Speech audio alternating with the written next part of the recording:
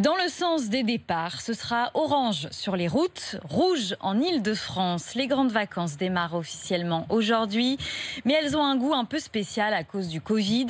Entre autres pour les familles qui ces derniers mois ont dû s'adapter, s'organiser au mieux pour gérer les enfants sans école.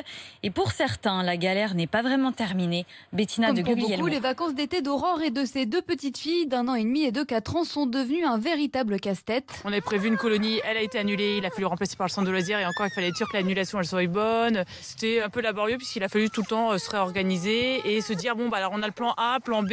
Après de nombreux coups de fil et beaucoup de patience, les séjours des enfants sont enfin fixés. C'est l'essentiel pour Aurore, même si le programme est bien plus chargé que prévu. Il y a beaucoup d'allers-retours, 2 jours par-ci, 2 jours par-là. La crainte c'était qu'elle aille que chez ses grands-parents cet été, puisque après avoir vécu 2 mois et demi en confinement, c'était important pour nous qu'elle retrouve un peu de collectif avant la rentrée. Aurore se sent chanceuse. Beaucoup de parents sont encore dans le doute. Vincent Clivio est délégué national vie associative à la Fédération nationale famille rurale. Il se veut rassurant. Des protocoles sanitaires sont prévus. Il y a des établissements qui vont ouvrir pendant le mois d'août alors que c'est une période de fermeture habituellement. Et puis, si vous n'avez pas d'activité locale, vous pouvez aller dans la commune à côté. Pour aider les familles, le gouvernement met en place le label Colo Apprenante. L'État prend en charge jusqu'à 80% du prix de ces séjours.